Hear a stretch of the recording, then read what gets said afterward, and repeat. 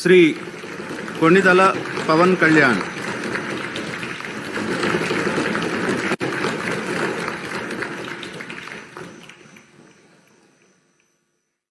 కొణిదల పవన్ కళ్యాణ్ అనే నేను శాసనసభ సభ్యుడిగా ఎన్నికైనందున శాసనం ద్వారా నిర్మితమైన భారత రాజ్యాంగం పట్ల నిజమైన విశ్వాసం, విధేయత చూపుతానని, భారతదేశ సార్వభౌమాధికారాన్ని, సమగ్రతను కాపాడుతానని, నేను స్వీకరించబోయే కర్తవ్యాన్ని శ్రద్ధాశక్తులతో నిర్వహిస్తానని దైవ సాక్షిగా ప్రమాణం చేస్తాను.